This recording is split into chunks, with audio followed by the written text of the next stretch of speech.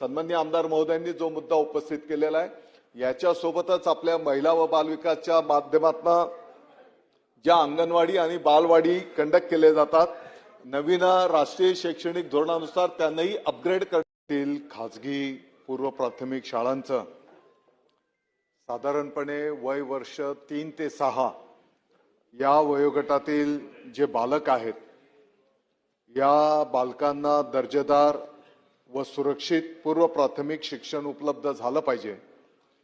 या उद्देशाने पूर्व प्राथमिक शिक्षण देणाऱ्या सर्व खाजगी केंद्रांची माहिती एकत्रित स्वरूपात राज्य स्तरावर आणि जिल्हा स्तरावर आणि पालकांनाही याची माहिती उपलब्ध झाली पाहिजे। या भावनेतून पूर्व प्राथमिक शिक्षण देणाऱ्या खाजगी केंद्रांची नोंदणी एज्युकेशन महाराष्ट्र गव्हर्नमेंट इन या शालेय शिक्षण विभागाच्या संकेतस्थळावर प्री स्कूल रजिस्ट्रेशन पोर्टलवर करणं 24 एप्रिल 2025 च्या शासन परिपत्रकाद्वारे त्या ठिकाणी बंधनकारक करण्यात आलेलं आहे।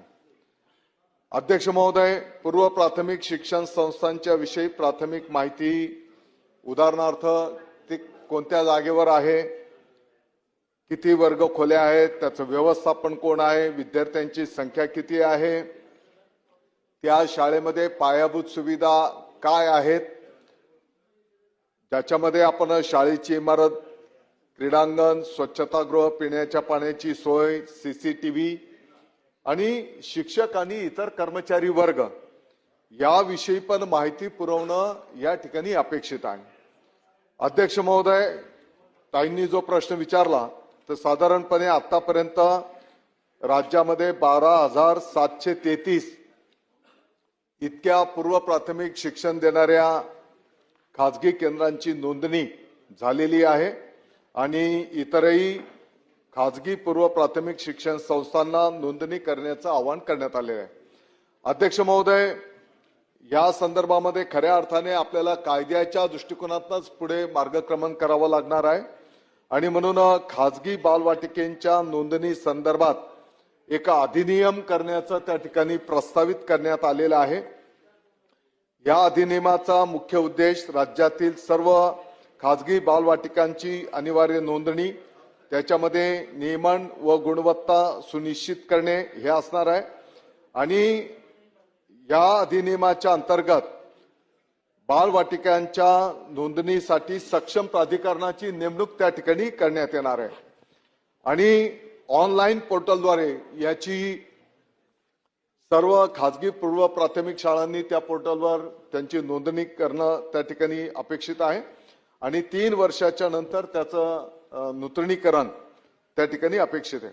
आताच्या घडीला महिला व बाल विकासचा अभिप्राय घेऊन जसं आपण ताई बोलल्या की राष्ट्रीय शैक्षणिक धोरणाच्या मार्गदर्शनाप्रमाणेच आपण महिला व बाल विकासचे अभिप्राय प्राप्त झालेले आहेत आणि LNGD कडे आता हे सर्व विषय प्रस्तावित करण्यात आलेले आहेत। येणाऱ्या काळामध्ये या 3 ते 6 वर्षाच्या बालकांना दर्जेदार आणि सुरक्षित पूर्व प्राथमिक शिक्षण उपलब्ध झालं पाहिजे या दृष्टिकोनातून याच्यामध्ये अनेक गोष्टींचा समावेश त्या ठिकाणी करण्यात येतो आहे। शिक्षकांच्या संदर्भामध्ये आपण जो मुद्दा उपस्थित केला, 20 विद्यार्थ्यांना 1 शिक्षक असं प्रमाण त्या ठिकाणी अपेक्षित आहे। बाल केंद्रित अभ्यासक्रम त्या ठिकाणी असला पाहिजे। त्या ठिकाणी लहान बालकांना खेळणी आणि आनंददायी शिक्षण साहित्य उपलब्ध असलं पाहिजे आणि हे बालक सुरक्षित आणि बालस्नेही पायाभूत सुविधा या ठिकाणी अपेक्षित आहेत। या प्रवेशासाठी कुठलीही तोंडी लेखी परीक्षा घेऊ नये, त्यासाठी पण मनाई त्या ठिकाणी करण्यात येणार आहे।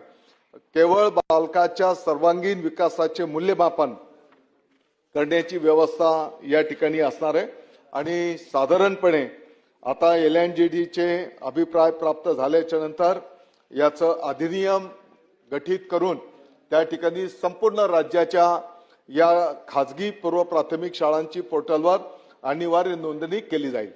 अध्यक्ष महोदय, हा तारांकित प्रश्न जो होता तो राज्यातील खाजगी पूर्व प्राथमिक शाळांचं पोर्टल अनिवार्य करणं आणि म्हणून याचं उत्तर देत असताना सांगितलेलं आहे की या संदर्भातला अधिनियम त्याचं प्रोसेस काही महिन्यांच्या पासूनच प्रगतीपथावर आहे.